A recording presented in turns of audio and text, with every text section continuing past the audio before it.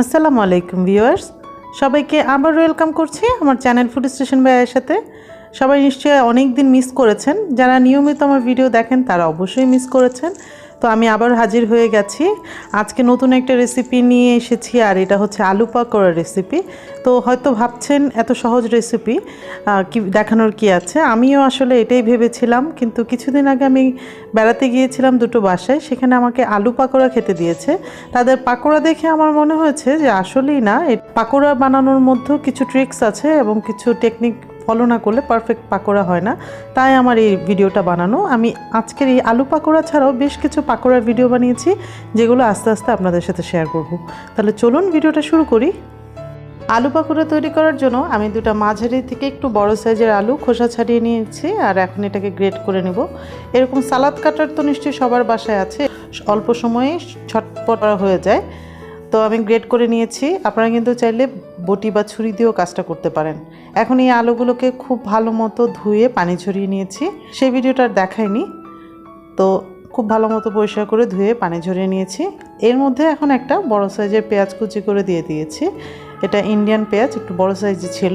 সাথে দিয়েছি স্বাদ মতো কাঁচামরিচ কুচি, দিয়েছি একটু ধনেপাতা কুচি, আর এখানে আধা চামচ করে আছে ভাজা জিরা গুঁড়া, ধনে গুঁড়া, লবণ, হলুদ আর চিলি ফ্লেক্স।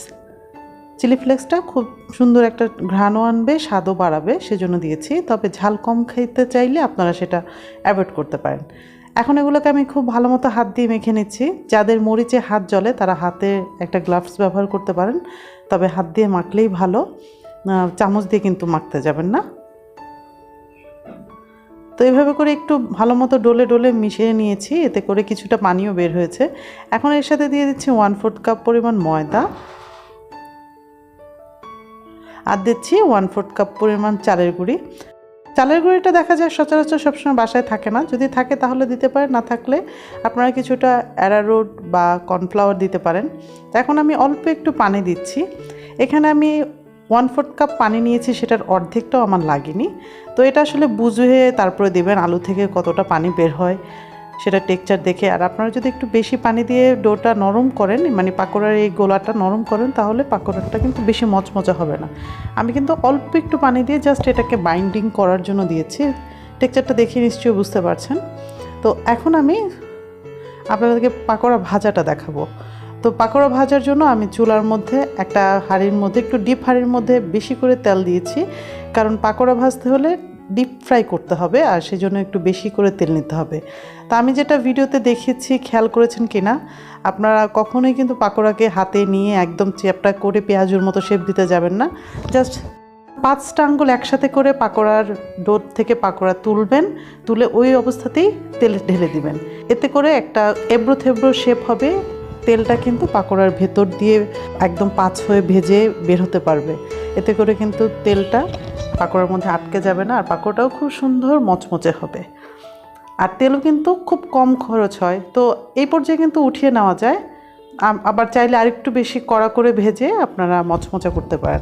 আর একটা কথা অবশ্যই মাথায় রাখবেন, পাকোড়াটা ভাজার জন্য তেল কিন্তু কখনোই লো হিটে থাকবে না, মিডিয়াম হিটে থাকবে। আমি কিছু পাকোড়া মিডিয়াম ভেজে নিয়েছি, এতে করে হালকা মচমচা হয়েছে, আর কিছু পাকোড়া একদম কড়কড়ে করে ভেজে নিয়েছি। তো দুটোই আপনারা দেখবেন কেমন হয়েছে। তো যে কোনো সস দিয়ে কিন্তু এই পাকোড়াটা খাওয়া যায়। আর বাচ্চারা যেহেতু সবজি খেতে চায় না, বিভিন্ন রকম সবজি দিয়ে কিন্তু পাকোড়া বানানো যায়। জাস্ট পানি ছাড়ে না, এই ধরনের যে কোনো সবজি দিয়ে আপনারা চাইলে পাকোড়া বানিয়ে নিতে পারেন। তো অনেকগুলো পাকোড়ার রেসিপি আপনাদের সাথে শেয়ার করব। আমার চ্যানেলটা সাবস্ক্রাইব করে পাশেই থাকবেন আশা করব।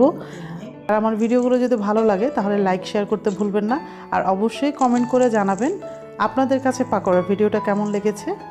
তাহলে আজকে এ পর্যন্তই, দেখা হবে শীঘ্রই। ততক্ষণ পর্যন্ত সবাই অনেক ভালো থাকবেন, আমাদের জন্য দোয়া করবেন।